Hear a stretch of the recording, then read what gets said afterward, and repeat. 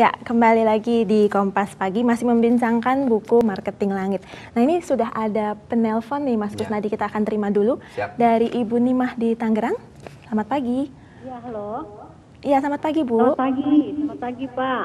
Selamat pagi Ibu. Selamat pagi Bu. Selamat pagi tuh Bapak yang sukses Pak. Amin, amin. Semoga tambah sukses ya Pak. Amin, Amin. Silakan Bu Nimah dengan pertanyaannya atau Ini saya komentarnya. sih pengen tanya Pak ya. Masalah ini biaya modalnya besar atau mungkin princessnya Bapak bilang tadi tuh kerjasama itu modalnya berapa, terus alamatnya di mana Pak kalau kita berminat gitu loh Pak. Alamatnya di Sragen, Jawa Tengah, kantor Nomor pusatnya. teleponnya ada Pak. 08. Saya catat dulu ya Pak. Oh boleh. Atau Ibu Nimah bisa nanti kita hubungi kembali Oh, iya. untuk ini, untuk mencatat nomor teleponnya. Ada pertanyaan lainnya, Bu, atau komentar Di lainnya? Jakarta ini udah ada belum Pak? Ya, Jadi Jakarta udah ada belum? belum ada untuk saat ini, belum. Baru konsentrasi di daerah Solo Raya, Jawa Tengah. Solo Raya ya. Iya. Persyaratannya atau mungkin modal minimum untuk orang yang kelas menengah kan kita bisa pengen tahu juga Pak gitu. Ya, Biar bisa berbagi-bagi sukses Pak. ya. Baik, ada lagi Ibu Nimah pertanyaannya? Oke gitu aja Pak. Baik, Ya, terima kasih. Selamat pagi. Kita langsung terima dulu penelpon dari Pak Toto, Tangerang. Pak Toto, selamat pagi. Oh, terputus. Baik, kita mungkin tadi masih ya, minat untuk kalau mau memulai wirausaha seperti apa sih, khususnya untuk ayam geprek ini? Untuk memulai wirausaha untuk ayam geprek, yang pertama harus memang punya mental berani ya. Kenapa nih harus mental berani? Kalau nggak berani, nanti kalau ragu-ragu setengah-setengah, hasilnya juga nanti ragu-ragu dan nggak maksimal. Jadi harus totalitas betul untuk bisa menjalankan bisnis ayam geprek ini. Jadi memang harus full lah ya, full dikerjakan. Kalau enggak ya harus, kalau mungkin orang yang punya duit bisa diserahkan kepada orang yang bisa dipercaya. Yang bisa lebih fokus juga mengerjakannya ya. Ya. Nah, Betul. tadi saya sempat membaca juga tentang sedekah brutal nih. Jadi Iya. ini salah satu prinsip atau bagian dari marketing langit Betul, ya, sedekah brutal ini. Nah, seperti apa sih sedekah brutal? Sedekah brutal itu, waktu itu saya habis ikut seminar di Jakarta, itu baca bukunya Mas Sabtuari, judulnya adalah Tweet Sadis Bikin Meringis. Salah satu di dalamnya itu bercerita Mas Mono Ayam Bakar itu pernah sedekah, seluruh omsetnya disedekahkan dari 25 cabang. Nah, ketika pulang saya di dalam kereta, saya harus mempraktekkan teknik ilmu sedekah brutal ini. Sedekah di luar logika. Akhirnya saya tulis baliho besar di depan pintu masuk ayam geprek, tanggal 17 Agustus seluruh omset ayam geprek bismillah disedekahkan semua. Jadi nggak mikir lagi biaya belanjanya berapa, pokoknya dapatnya berapa dibagikan kepada fakir miskin. Jadi yang dimaksudkan sedekah brutal adalah yang di luar logika. Di luar itu logika. Kalau tadi ya. biasanya orang kan sedekah 10%, 2,5%, ini seluruh omset, seluruh pendapatan disedekahkan. Nah, katakanlah orang berwirausaha itu kan pertama-tama pasti ada ya mungkin keraguan dulu ya, seperti itu. Oh, sebentar, Pak Toto sudah tersambung kembali. Selamat pagi, Pak Toto.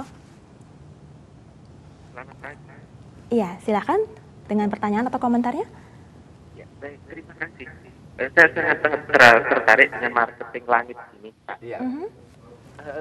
Posisi saya saat ini sedang bekerja. Sementara ketika kita mau optimal dengan langsung keluar, kita masih banyak tantangan.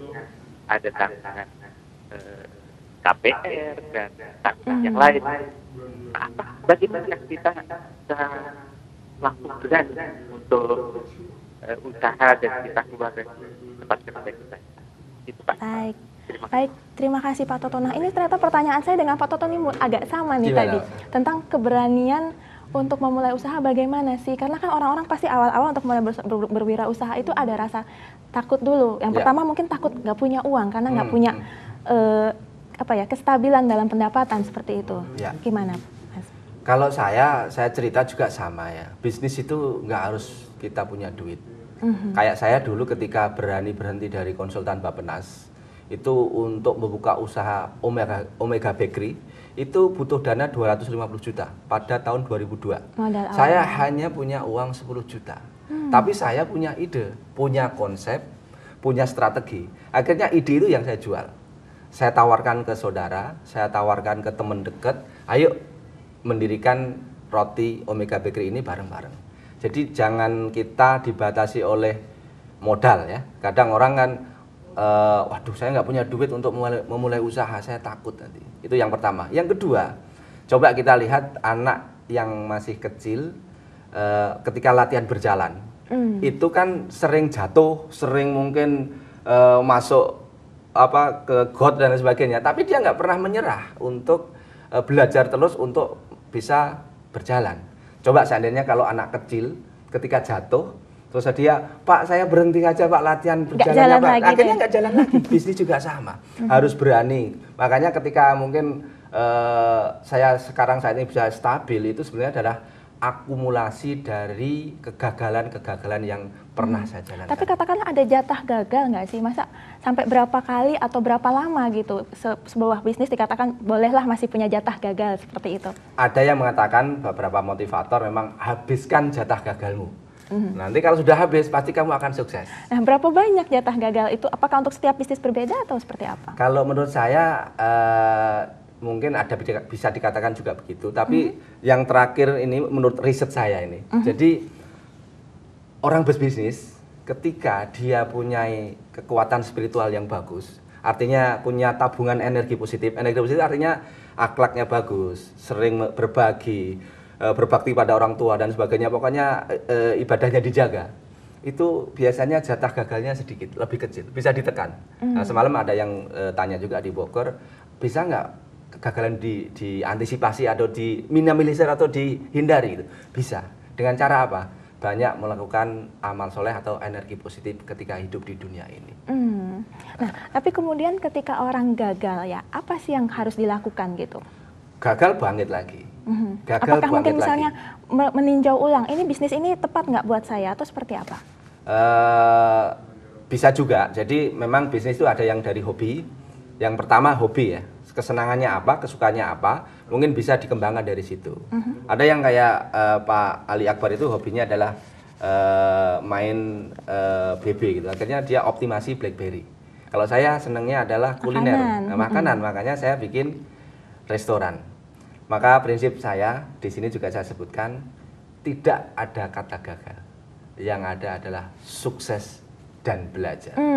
Ada penelpon lagi, Pak Hadi dari Bandung. Selamat pagi Pak Hadi. Ya. Pagi, Assalamualaikum. Waalaikumsalam.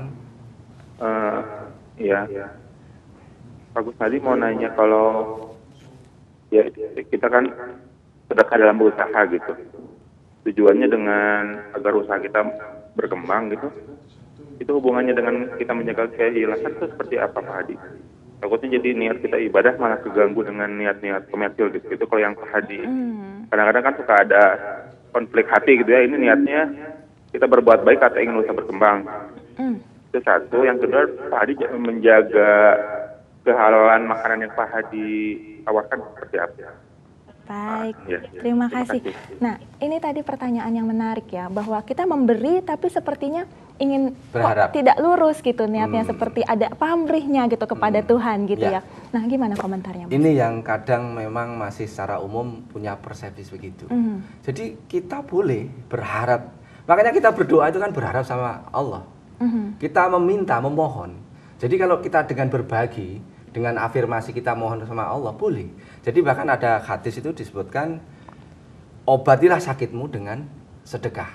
Hindarilah bala dengan sedekah. Tapi kemudian kan tidak, katakanlah berhitung-hitung seperti itu gitu. Kalau misalnya kadang-kadang kita ngasih 10 berharap balasannya mungkin minimal 100 gitu.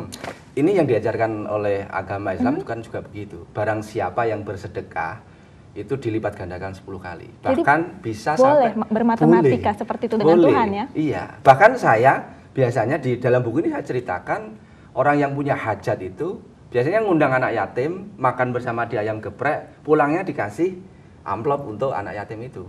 Memang khusus. Dan minta didoakan oleh minta anak didoakan. Yatim. Biar lebih jelas. Oh, Allah tuh tahu maksud kita. Oh, orang ini dengan berbagi dengan anak yatim sehingga berharap punya hajat ini. Apakah menjadi seperti yang tadi Pak Hadi sempat katakan, tidak lurus gitu, tidak benar-benar ingin memberi saja kepada anak yatim? Jujur saya awal-awal ketika mencanangkan sedekah brutal ini, pas pembeli itu membludak di ayam geprek, saya sempat pikir, wah habis ayam berapa ekor ini hari ini? Ini manusiawi. Tapi karena sudah kita terlatih setiap hari dengan berbagi, sedekah, itu kita akan mahir menjadi orang yang ikhlas. Seperti David Beckham, itu bisa tendangan melengkungnya, itu latihan terus. Ikhlas juga bisa dilatih dengan cara sering-sering berbagi dengan Jadi orang melatih lain. otot ikhlas ya, seperti Betul itu. sekali. Nah, tadi juga ada pertanyaan tentang kehalalannya seperti apa? Alhamdulillah saat ini di Resto Ayam Geprek mulai dari pemotongan sudah saya kelola sendiri, sudah bersertifikat halal dengan proses HACCP. Jadi rantai dingin habis dipotong, ayam itu nggak boleh lebih dari 1 jam dalam kondisi suhu normal, harus masuk freezer. Dan sudah punya sertifikat halal. Yang pertama pemotongan, yang kedua di resto saya juga sudah punya sertifikat halal. Jadi semua baik pemotongan maupun restonya sudah sertifikat halal. Dan itu memang salah satu aspek ya dari marketing langit itu adalah menjaga segala sesuatu dari sisi spiritual juga maupun dari sisi duniawinya, seperti itu ya. Terima kasih banyak ya Mas Kusnadi untuk inspirasi yang sudah dibagikan, dan tadi ada 5 penelpon yang tadi sudah berbagi dan sudah bertanya juga kepada Mas Kusnadi tentang marketing langit. Selamat Anda mendapatkan buku marketing langit ini untuk ke-5 penelpon, dan kemudian Anda bisa akan nanti dihubungi kembali oleh redaksi Kompas TV. Terima kasih untuk partisipasi Anda, dan jangan lupa selalu menjadikan buku sebagai bagian dari hidup Anda. Saya Febi Indirani, sampai jumpa.